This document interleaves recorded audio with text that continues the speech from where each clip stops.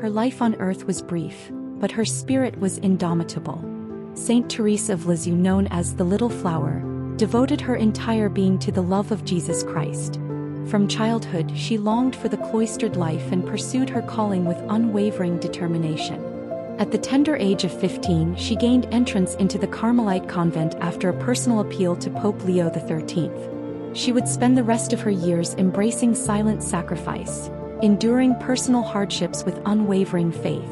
As Pope St. John Paul II stated, Therese of the Child Jesus and the Holy Face is the youngest of all the doctors of the Church, but her ardent spiritual journey shows such maturity, and the insights of faith expressed in her writings are so vast and profound that they deserve a place among the great spiritual masters.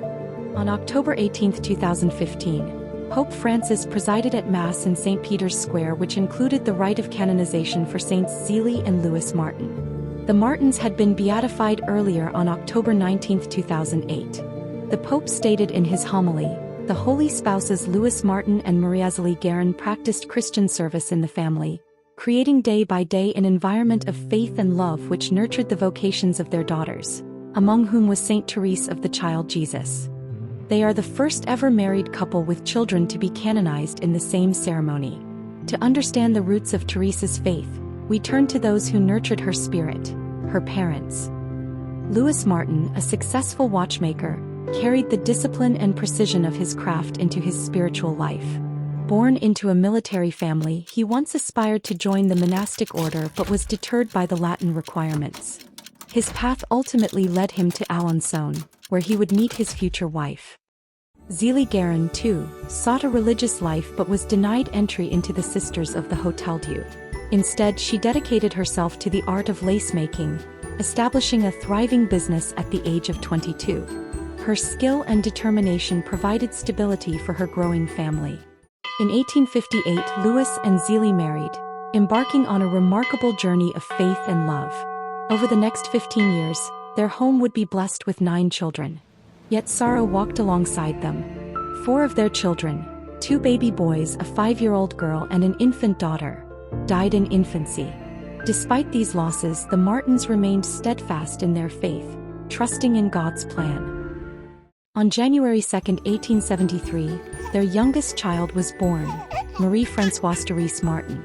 Though frail and weak at birth, she survived, bringing immense joy to her family. In time, the world would come to know her as Saint Therese of Lisieux, the Little Flower. Therese was raised in a home filled with faith, yet her childhood was not without hardship. She lost her mother at the tender age of 4, an event that left her timid and sensitive. Her father, Louis, moved the family to Lisieux, settling in Les Buissonnets. She attended school there, and though intelligent, she struggled emotionally as she faced bullying from classmates, finding her greatest solace in the quiet love of her father. At 9 years old, Therese faced another painful loss when her beloved sister Pauline entered the Carmelite monastery in Lisieux. Having seen Pauline as a second mother, Therese was devastated, feeling as if she had been abandoned once more. That winter, grief took a toll on her health. She fell seriously ill, suffering from nervous tremors and hallucinations, a condition the doctors could neither diagnose nor treat. Her family watched helplessly as her condition worsened. One day, as she lay bedridden in Marie's room, her gaze fell upon a statue of the Virgin Mary. In that moment of desperation, she turned to pray for a cure, and then something miraculous happened. Therese later described seeing the statue smile at her, and in an instant she was cured. The statue has since been called Our Lady of the Smile. In the months following her illness, Therese battled a new torment: scruples. For 17 months, she lived in constant fear of sinning, burdened by an overwhelming sense of guilt. She wept often, unable to find peace. During this time, Marie became her source of comfort, guiding her through the storm of doubt and helping her regain trust in God's mercy.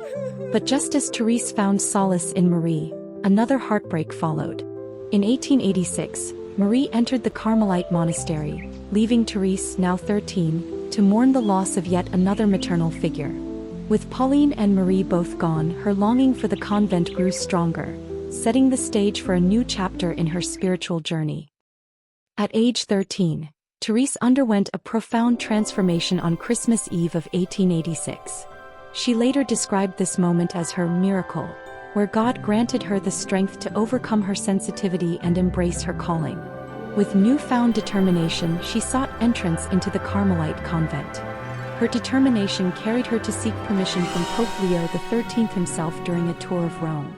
Therese entered the Carmelite order at 15, adopting the name Therese of the Child Jesus and the Holy Face. She embraced the discipline of convent life, serving as a sacristan, playwright, and caretaker. Though challenges arose, jealousy from fellow sisters, her father's declining health, she remained steadfast in her devotion. Therese discovered her unique path to holiness, the little way. She abandoned aspirations of grandeur, instead, embracing small acts of love and humility, fully entrusting herself to the will of the Lord. In moments of trial, she found strength in the words of Proverbs 9 verse 4.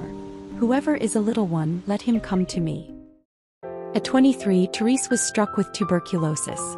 Confined to the infirmary, she continued to write, leaving behind her spiritual masterpiece, Story of a Soul. On September 30, 1897, she took her final breath, whispering, "My God, I love you." She was just 24. Her death was not the end, it was the beginning. Miracles attributed to Therese flooded the Carmel, leading to her beatification and canonization.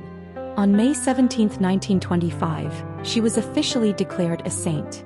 The little flower continues to inspire millions with her simple yet profound message: do small things with great love. Her legacy blooms eternally, a testament to the power of unwavering faith and humble devotion.